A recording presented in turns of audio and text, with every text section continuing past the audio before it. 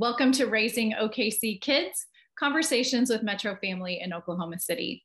I'm Erin Page, and today I am thrilled to be joined by Miss Oklahoma, Ashley Robinson, to talk about her platform of inclusion, the importance of representation, and how we can support our public school teachers. Welcome, Ashley. Thank you so much for being here. Thank you so much for having me. I am so excited to be sharing more about myself and about being a teacher and especially about inclusion. Well, as I already mentioned, my kids were very jealous that I was getting to interview you today. So I got to do a good job here to represent my kids well because they're huge fans. Well, I'm thankful and excited and know that I'm a big fan of your kids too. Thanks, Ashley. So before we dive in, I want to tell our listeners a bit more about you. Ashley was crowned Miss Oklahoma in 2021. Her social impact initiative and life passion is a platform of inclusion. Ashley advocates for a culture shift in our communities to include those with intellectual and developmental disabilities in opportunities for education, employment, and social engagement. Ashley is a 7th grade English language arts teacher at FD Moon Middle School in Oklahoma City Public Schools. She was named OKCPS District Rookie Teacher of the Month in March 2021. She's a graduate of Edmond Public Schools and Oklahoma City University, where she studied at the Bass School of Music. Ashley, first, I'd love to hear more about your platform of inclusion. Why is this such a priority for you personally? This is kind of a dual answer for me. I identify as a person of color. I am half Black and half white, and I recognize that inclusivity is definitely something that I see within my own life when it comes to people of color and that sort of thing. But also because I have a younger sister named Danielle who has Down syndrome. And I've seen the impact of not only being a person of color, but having a disability on the opportunities in life that she has and the way people interact with her. Absolutely. And Danielle is a really incredible young woman. I'll say too, my kids are big fans of her as well. And we have had the opportunity at Metro Family to interview her about the value of inclusion and all the ways that she too is advocating for inclusion in our community. I definitely love that. Most of the time, people call Danielle and other adults with special needs self-advocates because I see that that is definitely something Danielle does and that most people with disabilities are capable of doing if we just give them the chance. So yes, I consider her a self-advocate for sure. So great.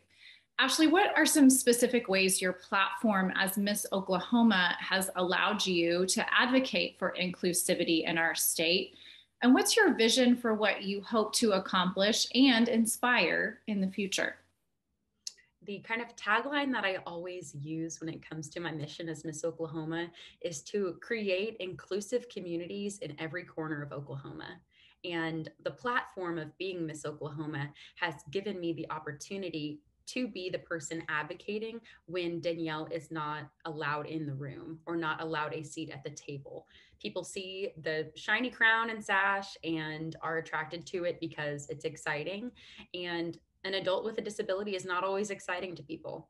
And so I love having the opportunity to go and speak to anyone from as young as a kindergartner. I was just in McAlester the other day speaking to a school of all kindergartners, like 140 kindergartners, all the way up to business leaders in Oklahoma City at the Rotary clubs and Greater Chamber of Commerce and that sort of thing, speaking to people all across the board about the importance of inclusion and how we can apply that in our own personal lives, whether that be being a friend to another student at school or being a business leader and hiring someone with a disability, because after high school graduation, people with intellectual and developmental disabilities remain unemployed 80% of the time.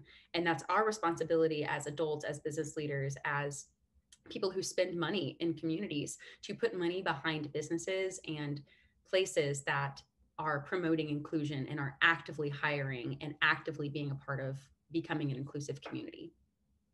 That was such a shocking statistic to me when I first heard that 80% of adults with intellectual or developmental disabilities do not have employment. And we'll give a plug for Not Your Average Joe, which is doing such a beautiful, incredible job of employing adults with disabilities. And the other thing I really love about the organization is that they are pairing typical adults or typically developing teens with those who are working for them who have disabilities. And it's a really beautiful partnership, I think, to see as a community, as a business leader, what they're doing, but also just as a mom to be able to take my kids there and for them to have the experience to see firsthand the value in a business that does employ those with disabilities. I agree. I love so much that's going on at Not Your Average Joe. Danielle has loved working there for the past 3 years now. She just had her hire anniversary the other day.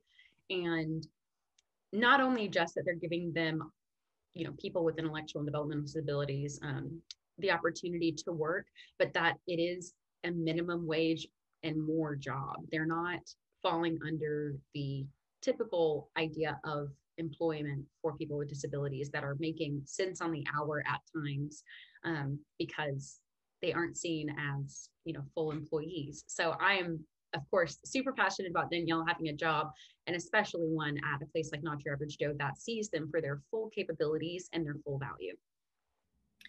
Ashley, what are some things that parents can be doing in our homes to really model and also talk with our kids about the importance of inclusion? One thing that I always say that my parents helped us do and helped us become more inclusive people outside of just seeing Danielle in our homes was making sure that they told us that regardless of our lot in life, we were capable of things and we could achieve whatever we set our minds to, and that it extended past us. It wasn't just us that could achieve anything because we were these sparkly golden children. It was everybody. It was Danielle who had a disability. It was the students that I teach at FD Moon that don't have the same resources that I did as a kid. And it's, kids that have tons of resources that maybe don't feel as supported emotionally. Everyone is capable of anything they set their mind to, and they may need a little bit of help. And it's important for us to see that, we should help those around us, but that we're all capable of things. And teaching empathy at home is really important. And that, of course, the idea and the phrase of, my broken arm doesn't make your Band-Aid feel any worse or better or anything along those lines. But recognizing that just because you have a broken arm doesn't mean that someone in a Band-Aid isn't hurting. And just because you have a Band-Aid doesn't mean that you shouldn't be aware of someone with a broken arm as well. It's always good to be cognizant of those around you. It's good to be empathetic. Differences make us better, and we are better together in every way. That's beautiful, Ashley. That's great advice for parents to be talking with our kids about at every age. One of the other things I've heard you speak about is the power and importance of representation, not just in the pageantry world, though that is important, but in our daily lives too, that when kids see someone who looks like them succeeding, that can encourage and inspire them. How have you witnessed this through pageantry, through your students, and out in the community?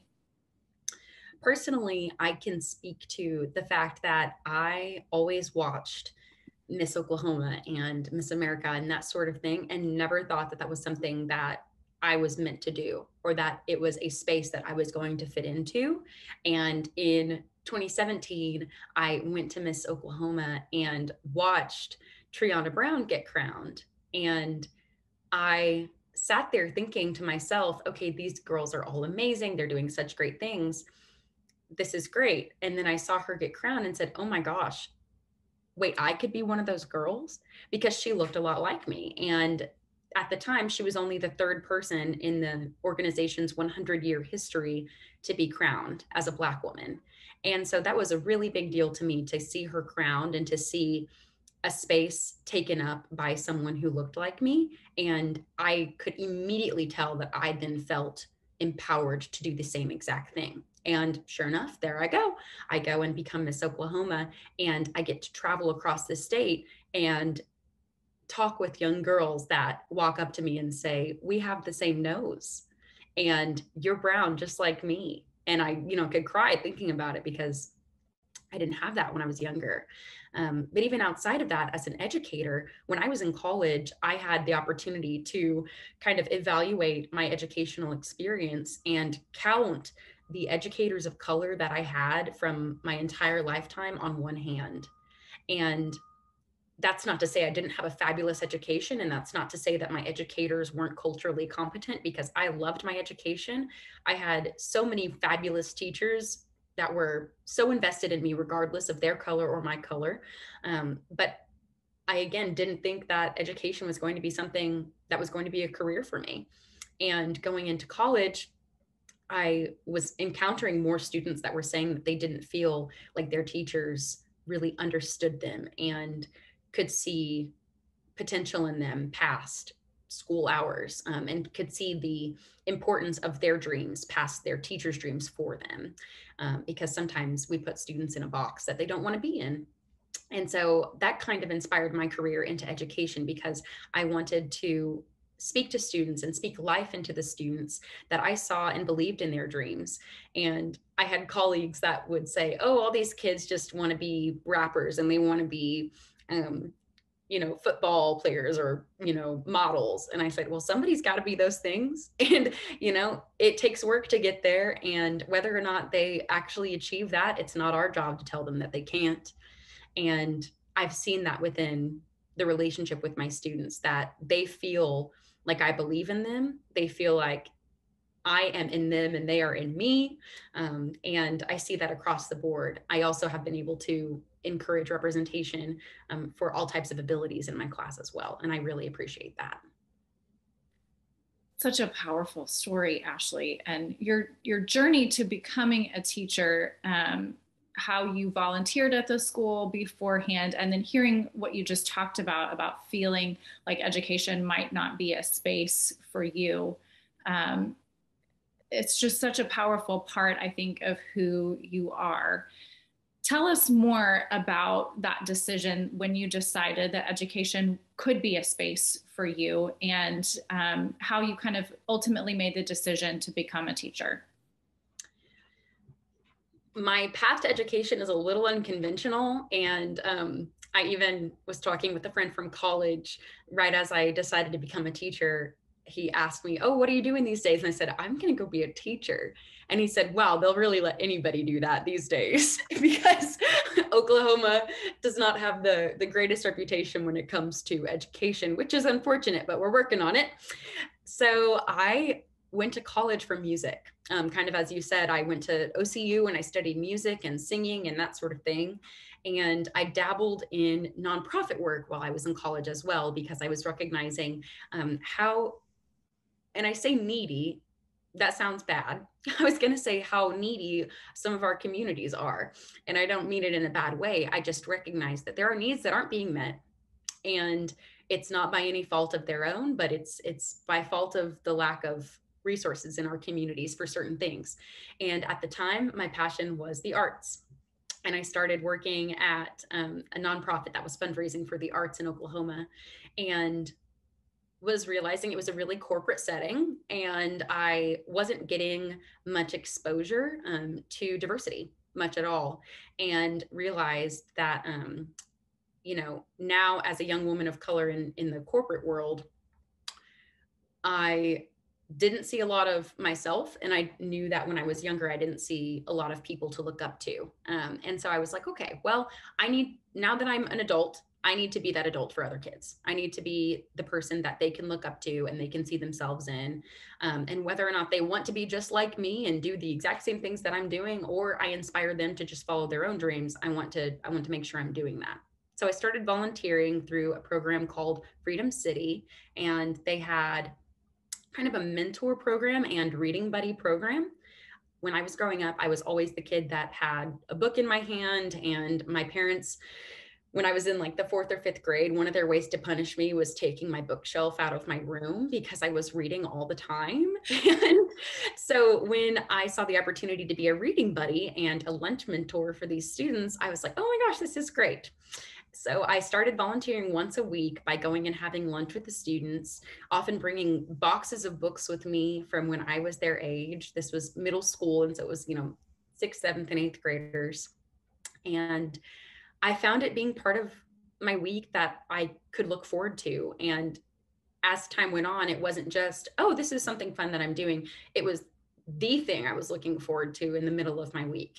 And then I was going more than once a week and wanting to spend time with these students more and more, hearing the heartbreaking stories of their home life, of their personal defeats at school, of their bad interactions with teachers that maybe had been a little jaded after years of being a public educator in Oklahoma, and found myself thinking about them nonstop. So after working for my year in the corporate world, I went and decided to spend a little bit more time with the kids and talked with the administration about going and getting my certification so that I could become a teacher.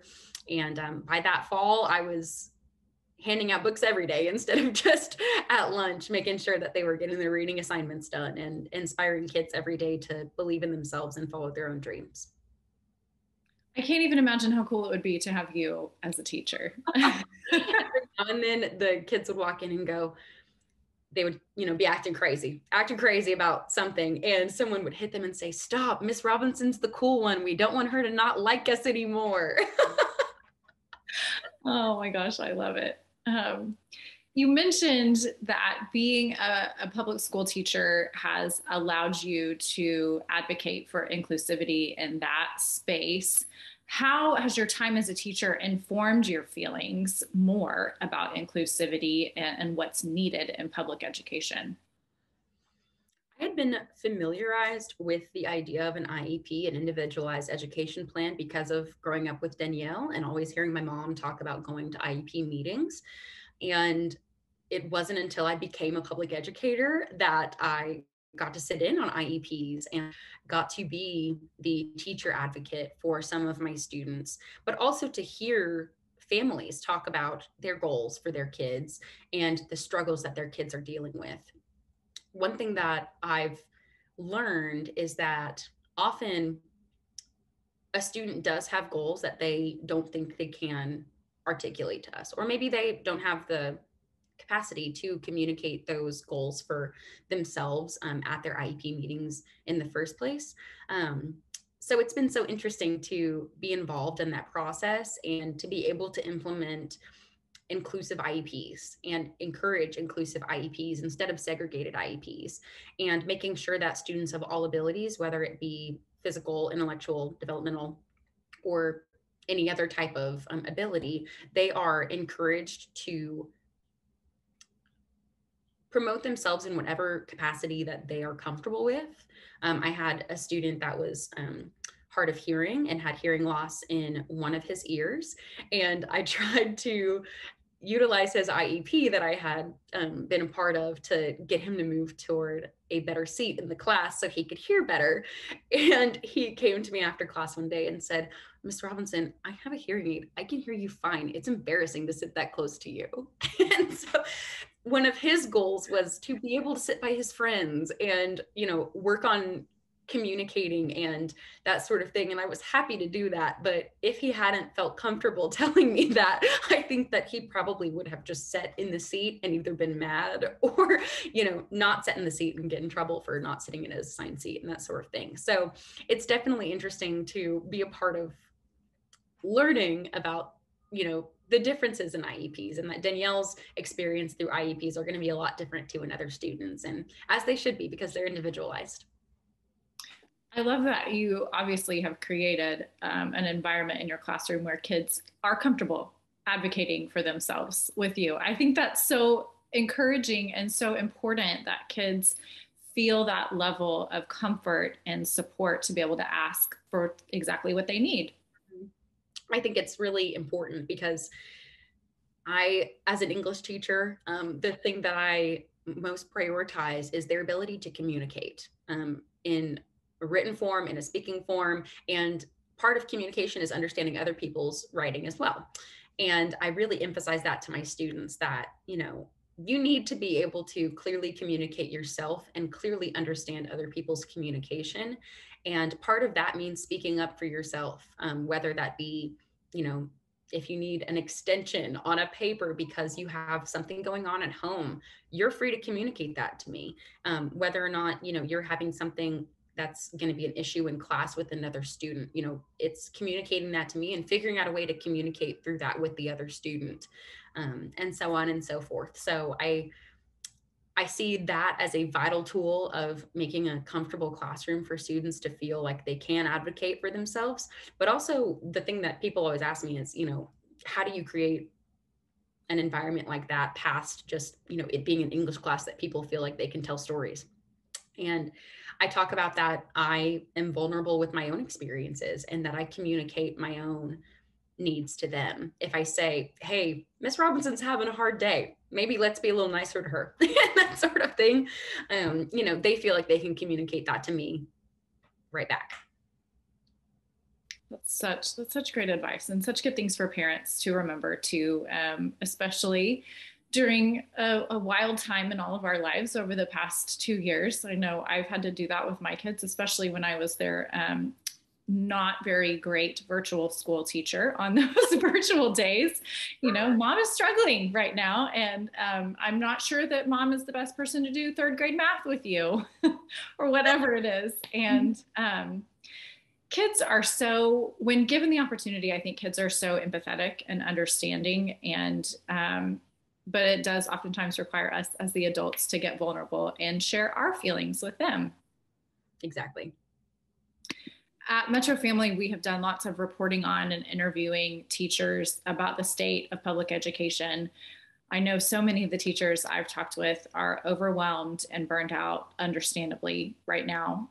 What do you think our educators and public schools need most from parents and the community? That's a really hard question because honestly, I think it changes by area. And that's one thing that I've learned as Miss Oklahoma, having traveled pretty much the entire state, it feels like, except for the Panhandle. I'm still waiting to go to the Panhandle. But I've traveled much of the state now and have had the opportunity to be an inner city Title I educator, but also go and visit really rural communities and the in-betweens of, some schools with a ton of resources and zero diversity, and some schools with, 40 students in one grade, and hardly any resources, but lots of one-on-one attention for their students. That by school, it really differs what their needs are. And by teacher, it really differs what their needs are, because as at the time, a 22-year-old that was going into virtual teaching pretty much immediately because the pandemic was going on, I recognized that I did not need technology help because I was very familiar with a computer and how to handle multiple tabs at a time with my files up and my Zoom class and all those other things.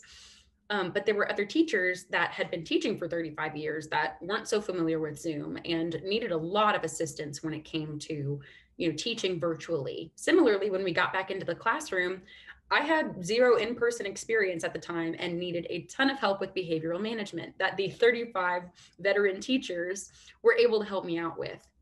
So it is very interesting to hear the varying experiences of not just educators, but schools.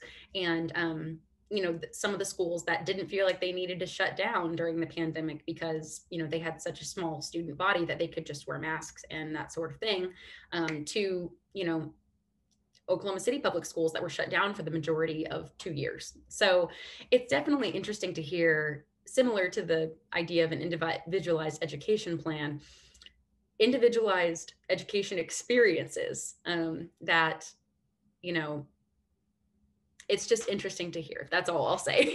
And it's important that teachers and educators and parents feel empowered to find the resources they specifically need to be successful, because what looks different for each person is going to help them be successful. Having a technology class isn't going to be super helpful for me, but it would be for another teacher. And having, some sort of funding for specific things is going to be really helpful for one school, but not so helpful for another school. So it's definitely important for teachers, parents, students, educators in general, just to feel empowered. And whether or not that be through funding, through state funding, through community support, if that means, like I said, creating environments where parents feel like they can go and talk to teachers, and teachers can talk to parents, where parents are available to have feedback about their students. I think there's a little bit of lack of public trust in educators in some ways, with all of the talks of, banning books and critical race theory and taking funding away from, public schools to put toward private vouchers. It just seems, as an educator, that there's a little bit of a lack of trust in our public educators. So, making sure that we're supporting our teachers and telling them that we trust them with our kids. If you do have kids in public school, make sure you're encouraging your teachers. And at the end of the day, we all want our students to succeed, because I am firmly a believer that students and kids are the future of our communities. And that's why I am so passionate about being an educator and telling them about being inclusive, no matter what race or ability you have, and making sure that everyone, like I said, feels empowered to make those individualized choices and individualized plans for resources. I think one of the other things I've heard from teachers is just what you said, kind of that lack of trust, lack of respect that has been growing for a long time, but specifically over the past couple of years. And I think, again, back to empathy is so important for parents in particular to have for our teachers that did not expect all the things over the last couple of years, and have still managed to teach our kids. It may not be what we expected. It may not be what we as parents all the time think is the best or the right way to do it, but I know I've got to check myself and think they are the experts, and my kids are in great hands because they are the ones who know how to get my kids from point A to point B, whether we're in a pandemic or not. Yes, even having only been in the classroom with students for 1 year, I feel like I've grown as a potential parent so much, because I understand so much of what goes on at schools, and I've seen how hard teachers work. Even if students don't see it all the time and they don't appreciate it all the time, I definitely see it. And I have so much more empathy for my poor teachers that had to teach me when I was going through my 7th grade phase, because I was, learning about being a 7th grade teacher now is not always the easiest thing. So I definitely appreciate what all of the other educators have done, especially, the educators that lifted me up to be the person I am today as well. Such a great reminder for all of us. To listen to our public educators and what their needs are, and try to meet those the best we can, because we certainly, whether we've got kids in school right now or not, all have a responsibility to support the education of the next generation of Oklahomans. As we wrap up today, Ashley, as you have had the opportunity to travel the state and really the nation to represent Oklahoma, what is giving you hope right now? That's a great question. There are so many things that give me hope. And I am not, in general, someone who is in lack of hope. I am a firm believer in people, and I'm a firm believer in the opportunities around us to choose to include, to be better than we were the day before. And maybe I'll just say that people give me hope. That sometimes they don't, I'll be honest.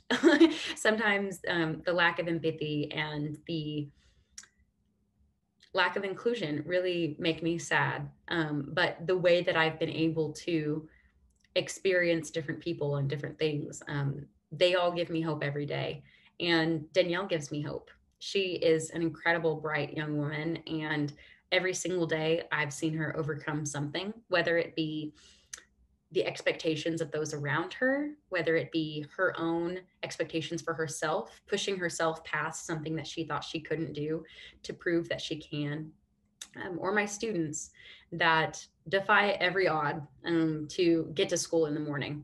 And the students that I get to speak to across the state that prove to me that they can be the future of Oklahoma, and that they will be the ones to create inclusive communities and a better state at the end of the day. Thank you so much for that, Ashley. I know you are giving a lot of people hope right now. It is inspiring to hear your message. It's inspiring to watch you advocate for inclusion around our state at a time when sometimes, like you said, it feels like there's not as much hope in that space as we would like. But watching your journey and the way you're inspiring everyone, but kids in particular, is just so powerful. Thank you so much for all the time and energy that you are putting into your platform. Thank you so much for the opportunity to come and talk to you. I know that I get to travel a lot and I get to talk a lot, but every opportunity is like an opportunity to, like I said, make a better state. So thank you so much for having me, and thank you all the parents that are listening and doing your best to make your kids better and make our communities better through your kids. It takes all of us, for sure. It takes a village to raise this next generation, but you've given me hope today, Ashley. So thank you for that. Yeah. Thanks everyone for listening. Join us next time on Raising OKC Kids.